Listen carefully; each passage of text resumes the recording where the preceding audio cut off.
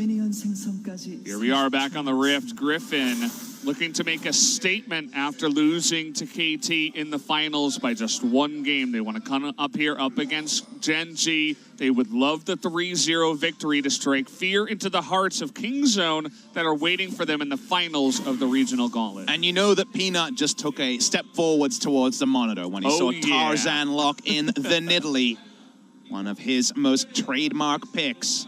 There was a reason Nidalee was out of the meta for so much of 2018, and it wasn't her power level in clearing camps or in being able to kill people instantly.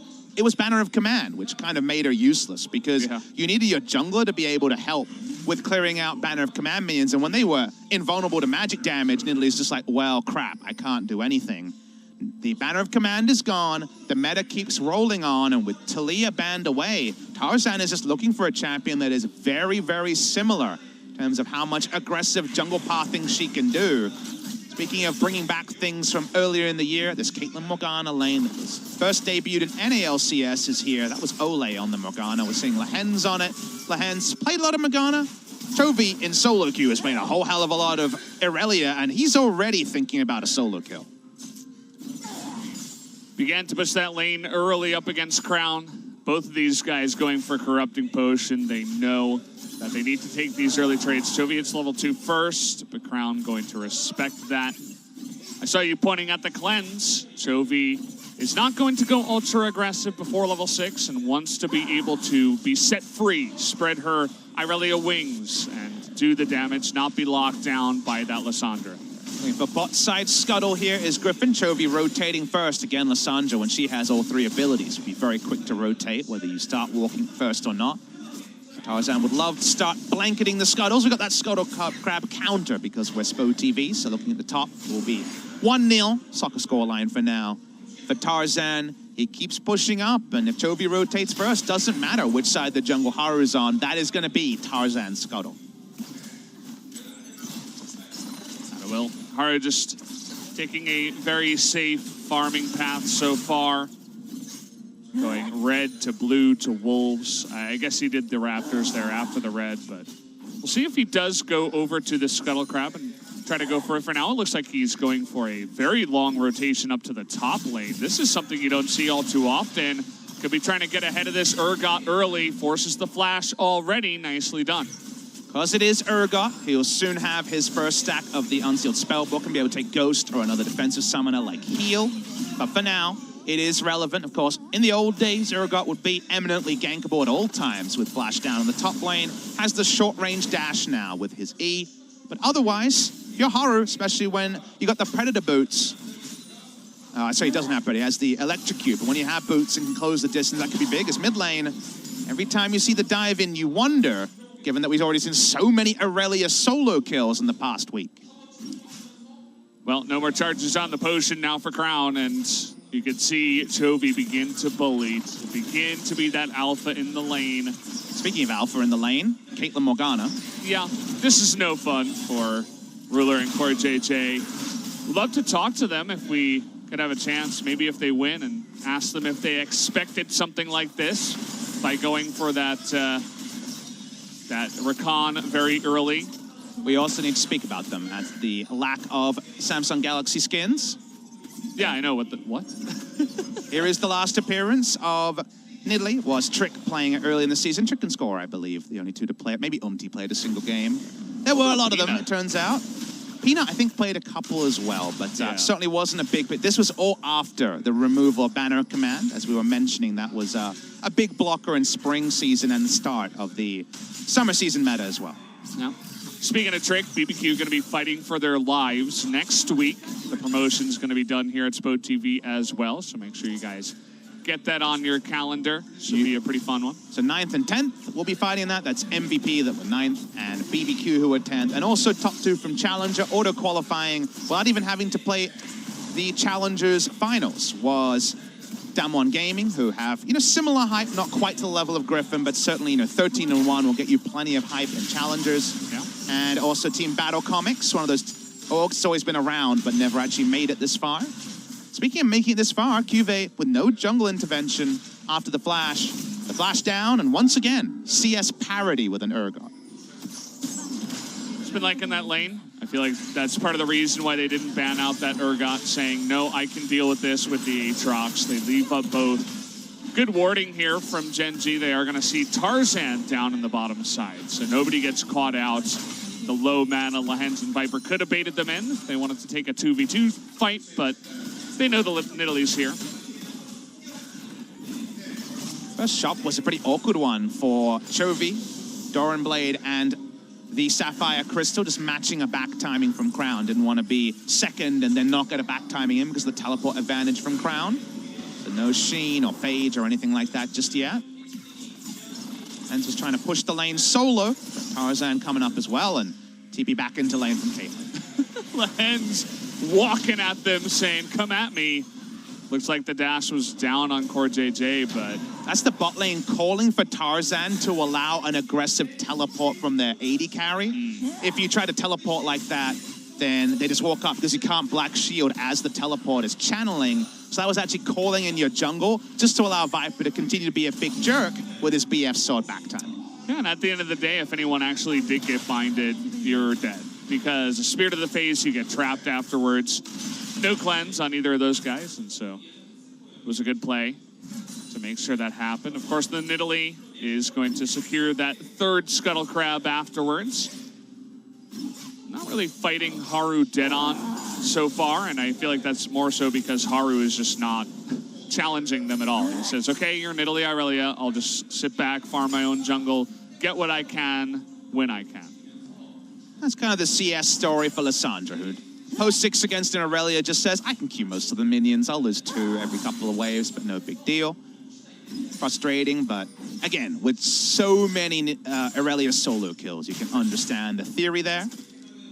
Crown holds back, going to be pro'd about once again, and gotta say, Tarzan's jungle pathing has had to be creative because he's not feeling confident enough to just make the invade with Chovy around mid lane now that the Lissandra's truly online and able to react. Push from the bottom lane, some pings coming out. Looks like they just want to get some vision around that Infernal Drake because, I mean, we saw game 1 where Gen.G got 4 Drakes and it didn't seem to matter as Griffin won the fights anyway, but if you are Nidalee Irelia and have priority in the bot lane, you would expect to pick up every Drake, and so Gen.G trying to delay that as much as possible. Tarzan power farms, we continue to push, 10 CS lead. In bot lane, similar in mid lane, but Haru didn't make the early play this time bot side, but he's here now, as Core JJ might only be a little experience away from 6. He should be 1-2 minions away. Just waiting for that for now. Lahens is going to plop down a control ward in the face of Haru. Good read there. Seemed like they had a very good idea that he was in that brush. They knew they had lost river control, and thus they made the play as the spear lands. Misses the pounce, actually, to Tarzan. Awkward. Don't see that too often, but Tarzan and Haru just so much focus on the bottom lane because of this first blood turret. There's the engage, though. The teleport started already. Lahens in a lot of trouble here. Can they get the cast? They will. First blood will go over to Core JJ. Black Shield not going to save you. Once again, they pick up a kill, but Core JJ is not the best member, and Lahens can rinse, repeat, push bot lane, and they should get the turret anyway. So nice to get somewhat of a punishment, but a lot of resources for a single kill, and it's crucially not onto the Xayah to accelerate picking up that first item. Yeah, just a bit of assist gold, not the best in the end. Will take a little bit of pressure off, but death timer's not so long on this patch, so. Sitting back, Morgana is going to run back into the lane. We'll see how this happened again. Just a very natural play to make with so much standing gold to be picked up with that turret. Very nice engage from Core JJ. The Black Shield, he wants to twitch it onto Viper. It's onto him, so he's not able to get it early enough. Nicely played by Gen.G, but the kill credit, crucially, doesn't go to their carry or to their jungler.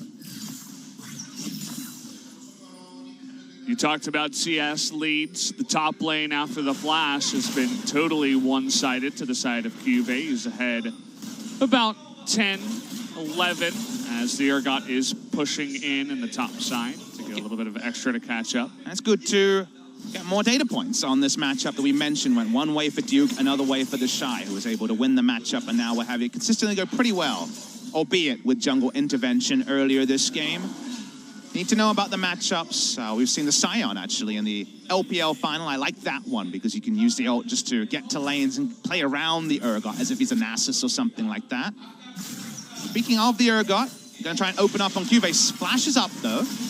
He does have his flash and his ultimate. That's kind of awkward. The flip from the Urgot has the spear miss, and you mentioned it before. You want to hit all those abilities on the Nidalee. One misses, you're kind of awkwardly running at them. So no kill. They do get the ultimate out of Cuvée, though. Items again, just a little bit different left and right of the screen. You can see Storm Razor done and Ninja Tabi, always a pick up against Xayah. The Sheen is now finally there onto the Aurelia, but we were hoping for a lot of action. Despite having all these action tools, we've definitely been taunted by action rather than actually indulged by it, as Haru and Crown do finally walk up.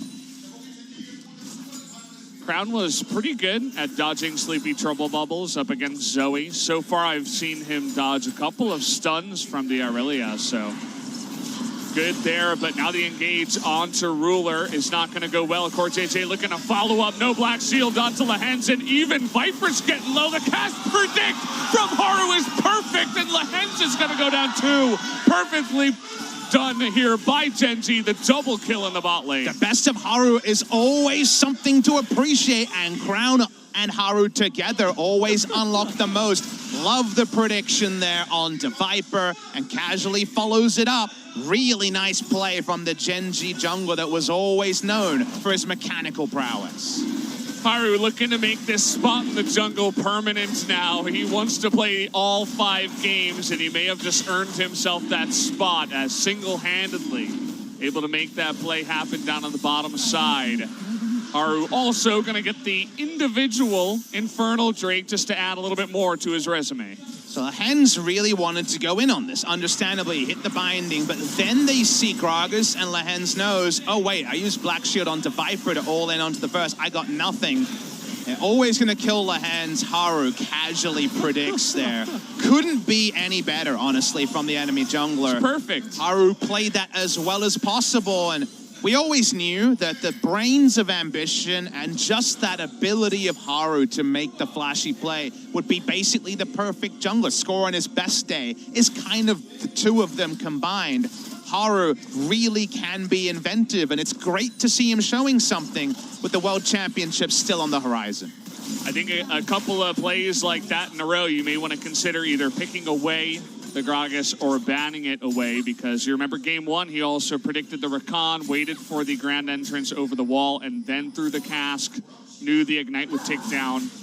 He's got a big belly, but he knows what he's doing with it, as we mentioned earlier on in this cast. And I love that he does it his way, because there's nothing more depressing than the fact that the last 3 seasons, since LCK Spring 2017, you look at the champion pools and say, which one's playing the aggressive champions, which one's playing Cinderhulk, Sejuani? It's kind of both of them at the end of the day, Valdez. They weren't actually playing different champion pools. I like that he plays Gragas and says, I do it my way. How about Proto Belt and Runic Echo and things like that? I'll play it aggressive like Spirit has in the past and make it work with my mechanics. A treat to watch Haru in full flight.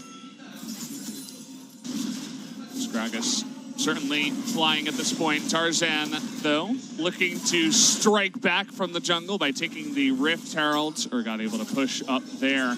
Look at the bot lane situation after a couple of ganks. Lehens and Viper on this aggressive and zoning combination. Couldn't even get the turret, by the way. Now they're zoned out of their own turret. Just like some of the picks on the side of Gen.G couldn't do much in game number 1 to change the flow of the game. Nidalee does a lot of things, but Nidalee doesn't actually change game states with CC. She doesn't have any. Meanwhile, Haru is just about as aggressive as possible, looking for a pick. I love this. They know they got in here with not much vision. Lehens, he's got a Black Shield. Looks like he was able to read that one. Some wards were in the jungle. Weren't sure if he walked on any of them. Crown gonna get chunked out here in the mid lane as Chovy has missed a couple of his stuns, we've noticed so far, but still doing a decent job chunking out Crown. And you're really good at frustrating Aurelia as this Lissandra. Not a squishy champion that can be solo killed, able to move away very easily and disengage fights, and that has definitely frustrated Chovy, who's just so ready to flex onto the Lissandra. In a longer lane, the Glacial Path is probably not going to actually be enough to fully disengage an Aurelia when she's got Trinity Force and able to actually catch up to the Aurelia. But in a short lane like mid, Aurelia can kind of do even trades with Lissandra for days, and Lissandra will be very happy with that. Sitting there farming up, down 10 CS, not the biggest deal in the world. It looks like we got a swap now as the bottom turret did go down to the side of Gen.G. Take a look at that Xayah. It's 2-0-1 and did get the extra gold from that first blood turret. Gen.G already 3,000 gold ahead with an Infernal Drake. They are striking back in a big way here up against Griffin. And Xayah and Caitlyn will both be going the same build, and it's going to take a while for Viper to find 3 items, and we all know about that power trough for Caitlyn. Caitlyn getting the first turret and rotating around, obnoxious. How do you deal with her traps on the defensive when she's chasing, when she's trying to keep the pace with the enemy who's already ahead? Her weaknesses are accentuated in situations like that, so given that Ruler has engaged, CoreJJ has engaged on this duo, it's all about increasing the pace of the game for Gen.G. Speaking of which, Ruler and CoreJJ, small little rotation up on the top side, gonna take away some vision. At the end of the day, just a little bit of extra damage done there. CoreJJ, they want to bully Lehends here. I know people gonna spam no bully, but so far Lehends not having the best game, best chance at staying alive so far. I'm a big fan of bullying, Valdez, and that's definitely not the sort of clip you want out of context, but I'm a big fan of teams who are ahead, pushing their lead and actually punishing the enemy, because Gen.G has certainly been guilty of not doing that in the past. So we want them now with a bit of tempo to use the aggressive mindset of Haru and actually make things happen. Otherwise, nothing happens and Aurelia plays you in a 5v5. Suddenly, it doesn't matter that the early game was so good by Gen.G. Yeah, that's a good point. I mean, Chovy sitting here with the most gold in, or rather the most CS in the game. And they do have that Rift Herald. The Ruler and CoreJJ not going to get caught out here trying to stop this one. One good way to stop a bully is get their mum to come to school and say, what you doing? And Shelly certainly is the mother figure in this analogy. So suddenly, pace is off for a bit. Gen.G have to react and fall back. They can't bully for a little while, and that allows more items to slowly go the way of Griffin. Chovy still not hitting any stuns. Crownie does have his Nikes on so far here. Also has Proto Belt. We'll see if he's got the same moves as Scores Gragas does.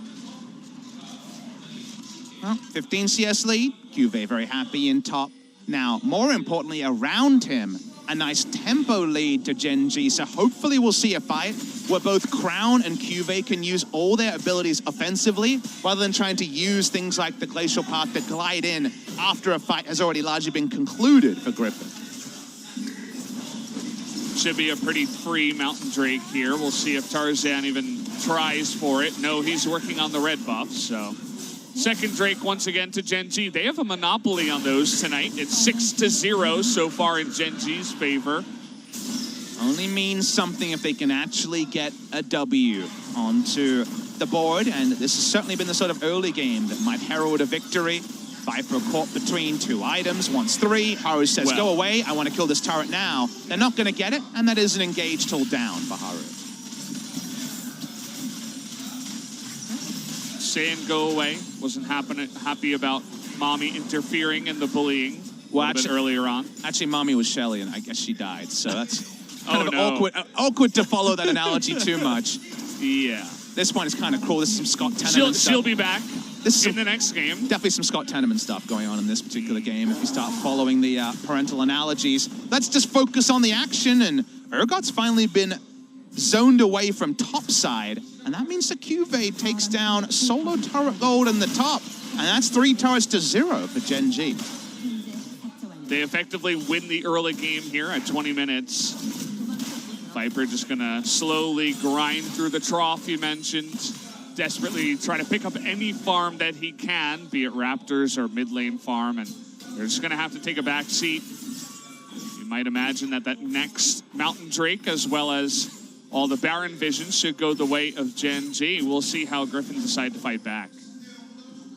I think the stage is set if Griffin are to stick the landing here for one of their comeback team fights, because definitely in the second round robin when they went 5-4, had plenty of games where early game, like, I don't know what's going on here, don't know about this draft. Draft in this case I think was fine, but Gen.G have just played it better.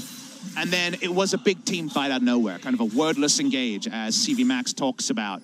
The deck is not really stacked in their favor, Valdez. Again, we say Urgot wants to kind of play around, say, the Caitlyn, which is some interesting range issues there. It's Nidalee, whose team fight is right next to Jace, is not fantastic. This would definitely need to be Griffin nameplates on for them to win a 5v5, or a significant mistake from Gen.G. So hopefully we see some real fireworks. Otherwise, so far, Gen.G are just patting themselves in the back basically every minute of this game because they've been doing the right thing for 22 minutes. Yeah. Crown sitting here. He hasn't had too much action. It's just dodging Irelia's stuns over and over. But if he has a game like this where they're ahead and he shows us why he's picking 2 games in a row of Lissandra, that's another pick that Griffin could consider. I don't think they would ban it, but maybe they would consider some more counter-picky stuff. And I'm just curious to see what exactly it can do once it does get ahead. Griffin know if they get Baron, they now have the Siege Nidalee build with the Athene's Unholy Grail, and we know about Nidalee's attack speed steroid. Caitlyn rolls up, traps, and taking turrets. But right now they have no control around the river at all. There's a triangle of control wards there that right now poor JJ is just chilling in the middle of. They know they have so much control. Crown can come over the wall and start a fight. So Gen.G get Baron. That's another way that Griffin are going to be attacked, because wave clear, a built over Peacemaker is not going to be enough, and no one else on Griffin has wave clear. They can't afford to give up Barons. How about another pick onto Lehens? Well, Lehens is going to try to flash away, but that's enough damage. The flash on in from Crown after his ability gets him in range.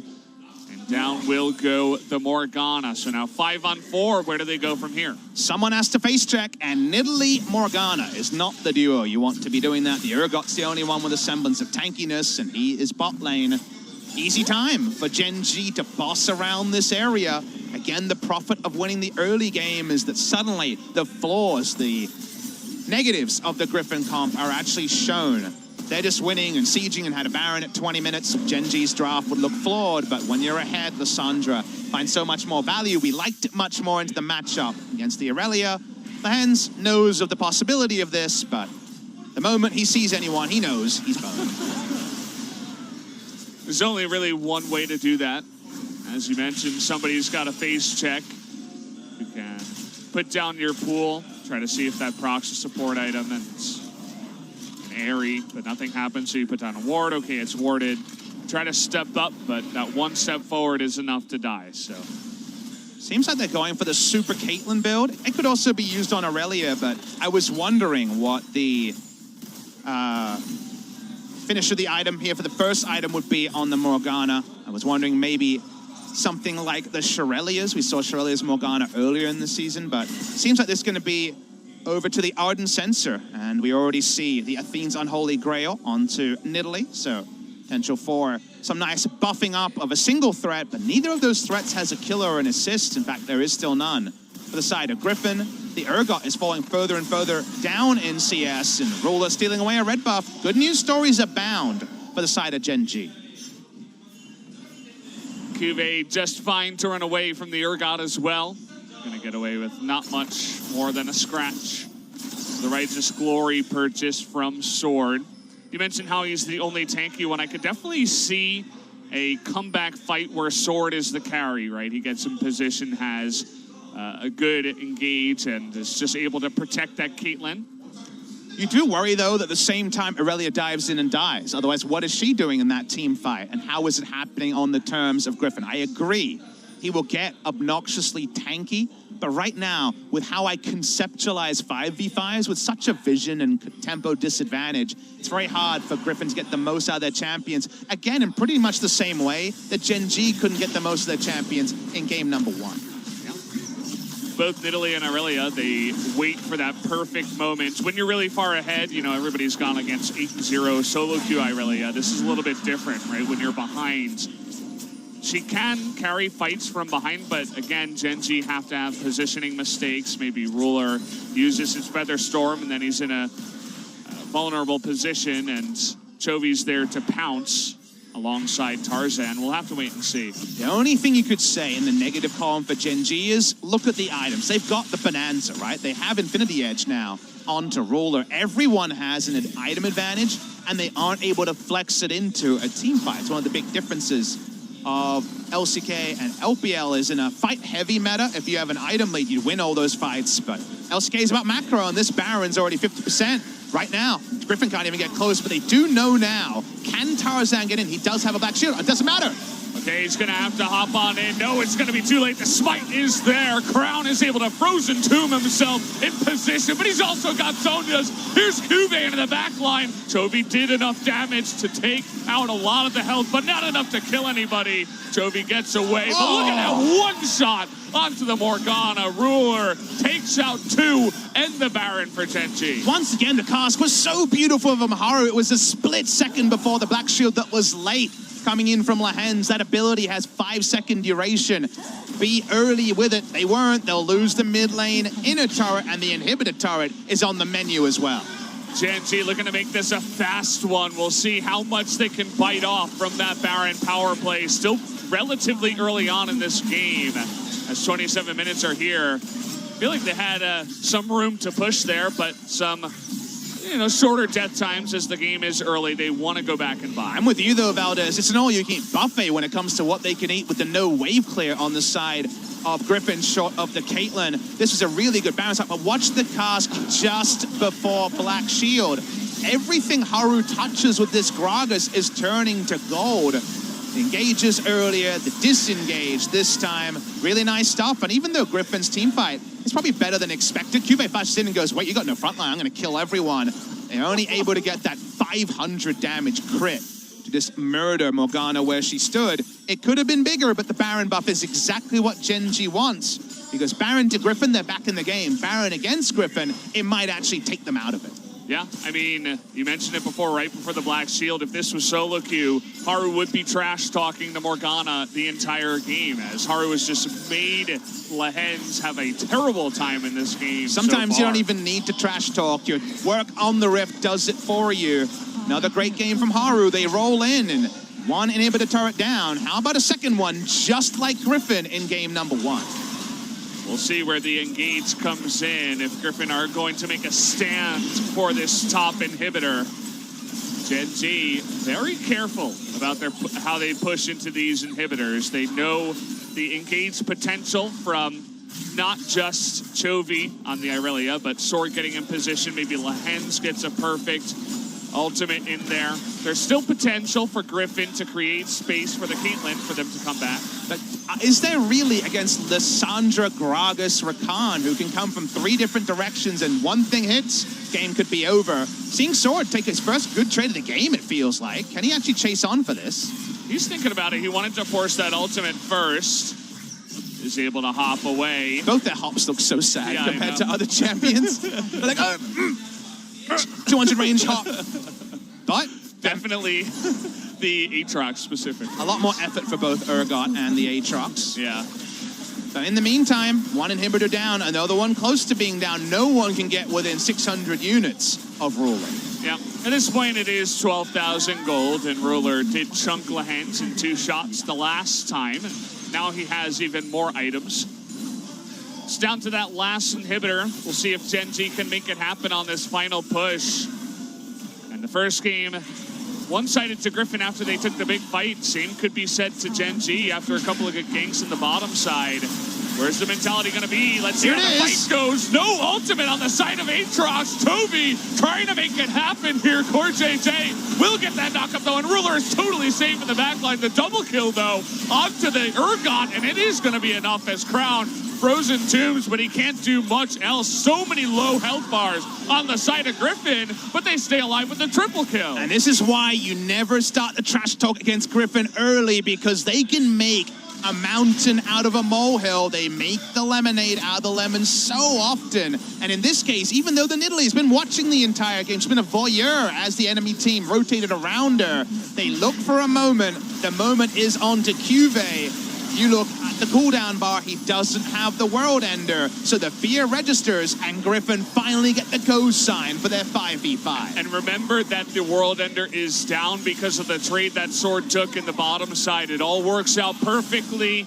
Not sure if he knew there was going to be a fight right there, but getting that ultimate cooldown away from the Aatrox is huge to start off the fight in their favor. If you had to worry about the Aatrox coming back, they'd probably lose that fight with all those super low health bars, but they're still pretty far away. They're still 10,000 gold down, but this is the first step to a comeback. And this is the LCK. The table setting is always there for an appetizing main course, but sometimes the order takes longer in the kitchen than you may have wanted. Great fight at 29 minutes. But even though the meal came out, Valdez, was it too late? Because still, basically everything is down from the side of Griffin around the one team fight. Well, Viper still does have his flash. He's sitting on, I believe it would be 80% crit with the extra Brawler's gloves. Not 100% sure on that, but he's going to begin to chunk some people down on the Caitlyn. And he does have that flash, so let's see what he can do. Top lane's pretty pushed out, that's good news, but mid lane, super minions are coming in. And remember, only one inhibitor alive, let alone inhibitor turrets. It's not a huge chunk, but it's something onto Ruler. Yeah. You know, a spear to the face, one auto from a Caitlyn, all of a sudden your Xayah has half health, and you wonder... Crown's trying to work out the math here, the angles. Can he do it? He cannot. You gotta be careful, Crown. He just took his whole health bar for free. Hello? That was actually really funny. It's funny for Griffin, I'll tell you that. Look at Crown now. He's gonna have to go back and teleport back into this fight if they want to make it happen now. Well, we needed a lull Crown moment, so happened there. But in the meantime, those minions that weren't there up top are now being pushed in. Crown is already back. Who's going to make that big play here? Even 2 kills onto Griffin, the game should end for Gen.G.